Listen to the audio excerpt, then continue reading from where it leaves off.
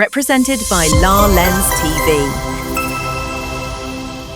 మనం ఈ రోజు ఈ వీడియోలో Kesavananda Bharati versus state of Kerala గురించి తెలుసుకుందాం. ఇది 1970 సంవత్సరంలో ఎందుకు ఈ కేసు మన ముందుకు రావడం జరిగింది, అసలు కేశవానంద భారతి అంటే ఎవరు, కేరళలో వచ్చినటువంటి భూ సంస్కరణలు ఏమిటి, ఈ అన్ని విషయాలపై ఈ రోజు మనం ఈ వీడియోలో మాట్లాడుకుందాం.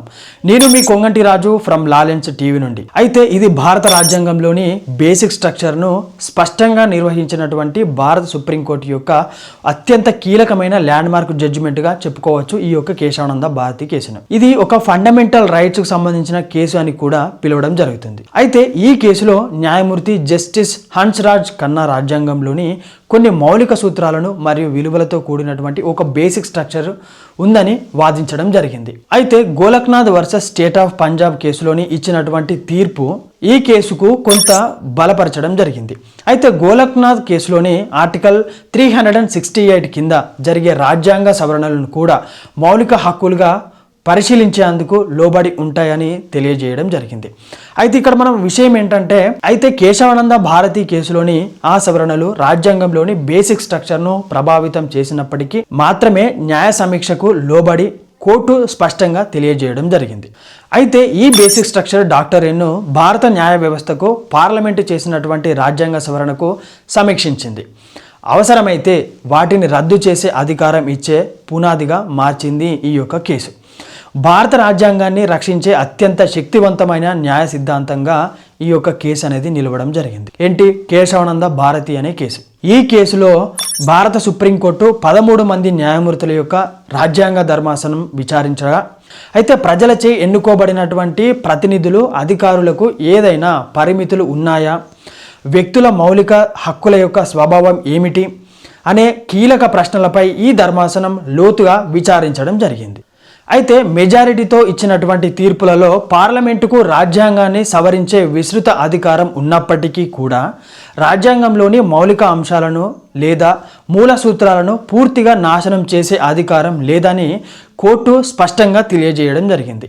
అయితే ఈ కేసు తీర్పు వెలువడిన సమయంలో ప్రజలచే ఎన్నుకోబడినటువంటి ప్రజాప్రతినిధులు ఎప్పుడైనా బాధ్యతాయుతంగా వ్యవహరిస్తారని నమ్మలేమని భావన మెజారిటీ న్యాయమూర్తులలో వ్యక్తం కావడం జరిగింది. రేపటి రోజున ప్రధానమంత్రులు ఎవరైనా సరే భారతదేశానికి పనిచేస్తారో, పనిచేసే అటువంటి ప్రధానమంత్రులు ఎంత నియంత పాలన చేసినా సరే భారత రాజ్యాంగాన్ని మార్చడం అసాధ్యంగా మార్చేశారు కేశవానంద భారతి తీర్పులో. అంటే ఎప్పటికైనా సరే, ఏనాటికైనా సరే భారత రాజ్యాంగంలో ఉన్నటువంటి బేసిక్ స్ట్రక్చర్ని మార్చలేమని గుర్తుంచుకోవాలి. ఈ తీర్పు భూ సంస్కరణల సందర్భంగా ఆస్తి హక్కులలోని పార్లమెంటు ఎంతవరకు భూ పరిమితుల యొక్క విధించవచ్చు అని కూడా స్పష్టతను ఇచ్చింది. భూములు పునర్విభజన, పెద్ద భూముల యొక్క సాగులకు పంచే లక్ష్యంతో ఆస్తి హక్కులను పరిమితం చేయవచ్చని ఈ తీర్పు పేర్కొనడం జరిగింది. అయితే ఆస్తి హక్కును ఏ విధంగానూ పరిమితం చేయలేమని సూచించినటువంటి పూర్వ తీర్పులను, అంటే ఇంతకుముందు ఇచ్చినటువంటి తీర్పులను రద్దు చేయడం జరిగింది. అయితే ఈ కేసులో రాజ్యాంగ సవరణ అధికారంపై పరిమితులను నిర్ణయించింది అనేక కేసుల యొక్క శ్రేణిని ముగిస్తూ ఈ యొక్క జడ్జిమెంట్ రావడం జరిగింది. అయితే మనం ముఖ్యంగా కేసు విషయానికి వచ్చినట్లయితే 1970 ఫిబ్రవరిలో కేరళ రాష్ట్రంలోని కసార్గోడ్ జిల్లాలోని ఎడ్నీర్ గ్రామంలో ఉన్నటువంటి ఎడ్నీర్ మఠం యొక్క ప్రధాన పీఠాధిపతి అయినటువంటి స్వామి కేశవానంద భారతి కేరళ ప్రభుత్వం 2 భూ సంస్కరణల చట్టాల ద్వారా మఠ ఆస్తుల నిర్వహణపై పరిమితులు విధించడాన్ని సవాలు చేయడం జరిగింది కేశవానంద భారతి గారు. అయితే న్యాయవాది నానాభాయ్ పాల్కీవాలా ఆర్టికల్ 26 ప్రకారం మత సంస్థలకు తమ ఆస్తులను ప్రభుత్వం జోక్యం లేకుండా నిర్వహించే హక్కు ఉందని చెప్పి కేశవానంద భారతి చేత పిటిషన్ వేయించడం జరిగింది న్యాయవాది అయినటువంటి పాల్కీవాలా.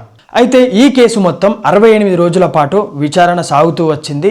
వాదనలు 31 అక్టోబర్ 1972లో ప్రారంభం కాగా 23 మార్చ్ 1973న ముగియడం జరిగింది. ఈ తీర్పు దాదాపు 700 పేజీల వరకు తీర్పును వెలువడించడం జరిగింది. అయితే మనం జడ్జిమెంట్ విషయానికి వస్తే, సుప్రీంకోర్టు ఈ కేసులో Golaknath versus state of Punjab తీర్పును పునర్పరిశీలించి మరియు 24th, 25th, 26th, 29th constitutional amendment చేసినటువంటి చెల్లుబాటును కూడా పరిశీలించడం జరిగింది. అయితే భారతదేశ చరిత్రలోనే అతి పెద్దదైనటువంటి 13 మంది న్యాయమూర్తుల యొక్క రాజ్యాంగ ధర్మాసనంతో ఈ కేసును విచారించడం జరిగింది. ఈ ధర్మాసనం మొత్తం 11 వేరు తీర్పులను ఇవ్వడం జరిగింది. కొన్ని అంశాలలో ఏకాభిప్రాయం ఉన్నప్పటికీ కూడా మరికొన్ని అంశాలలో భిన్న అభిప్రాయాలు వ్యక్తం కావడం జరిగింది. అయితే ప్రభుత్వానికి వ్యతిరేకంగా ఈ కేసును నానాభాయ్ పాల్కీవాలా, ఆయనతో పాటు ఫాలి నారిమన్ మరియు సోలి సొరాబ్జీ అనే న్యాయవాదులు కూడా వాదించడం జరిగింది. తీర్పులో ఉన్నటువంటి సిగ్నిఫికెన్స్ ఏమిటనంటే, సుప్రీంకోర్టు ఈ తీర్పు ద్వారా ప్రభుత్వ అధికారులకు అప్పటి ప్రధాని ఇందిరాగాంధీ ప్రభుత్వంకు నచ్చలేదు. అయితే 1973 ఏప్రిల్ 26న ఈ కేసులో భిన్న అభిప్రాయం వ్యక్తం చేసిన న్యాయమూర్తి జస్టిస్ అజిత్ నాథ్రేను తనకంటే సీనియర్ అయినటువంటి జస్టిస్ షిలాట్, జస్టిస్ గ్రోవర్, జస్టిస్ హెగ్దేలను పక్కన పెట్టి భారత న్యాయమూర్తిగా నియమించడం జరిగింది. అయితే 1980లో వచ్చినటువంటి ఇందిరా నెహ్రూ గాంధీ వర్సెస్ రాజనారాయణ్ కేసులోని సుప్రీంకోర్టు రాజ్యాంగ ధర్మాసనం బేసిక్ స్ట్రక్చర్ను ఉపయోగించి 39వ రాజ్యాంగ సవరణకు రద్దు చేయడం జరిగింది. అయితే ఈ 39వ రాజ్యాంగ సవరణ 1973లో ఎమర్జెన్సీ సమయంలో తీసుకురావడం జరిగింది.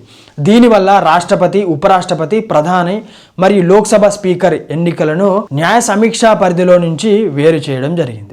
అయితే బేసిక్ స్ట్రక్చర్ డాక్టరీన్ను 1989లో బంగ్లాదేశ్ సుప్రీంకోర్టు కూడా స్వీకరించింది, కేశవానంద భారతి కేసులో ఇచ్చినటువంటి జడ్జిమెంట్ ఆధారంగా తీసుకొని. అయితే బంగ్లాదేశ్లో కూడా ఈ సిద్ధాంతాన్ని అమలు చేయడం జరిగింది. కేశవానంద భారతి తన మఠానికి సంబంధించిన భూమిని కోల్పోతున్నాడనే విషయం తెలుసుకొని అతను కోర్టు మెట్లు ఎక్కగా ఇది ల్యాండ్ మార్క్ జడ్జిమెంట్గా మారింది. అయితే తన మఠానికి సంబంధించినటువంటి భూమి తనకు దక్కిందని అనుకుంటున్నారా?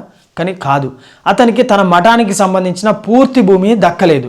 కేరళ ప్రభుత్వం తీసుకొచ్చినటువంటి చట్టాల ఆధారంగా కొంత భూమిని మాత్రమే తన మఠానికి అప్పగించింది ప్రభుత్వం. మనం ముఖ్యంగా కేశవానంద భారతిలో తెలుసుకోవలసినటువంటి విషయం ఏంటంటే, భారత రాజ్యాంగంలోని బేసిక్ స్ట్రక్చర్ను ఏనాటికి కూడా మార్చలేనంత పకడ్బందీగా ఎలాంటి రాజకీయ నాయకులైనా సరే, ఎలాంటి రాజకీయ నాయకులు వచ్చినా సరే, ప్రధాని కుర్చీలో కూర్చొని భారతదేశాన్ని ఎవరు పరిపాలించినా సరే, ఎంత నియంత పాలకులైనా సరే, భారత రాజ్యాంగంలోని బేసిక్ స్ట్రక్చర్ని మార్చకుండా చేసింది Kesavananda Bharati versus state of Kerala అనే తీర్పు.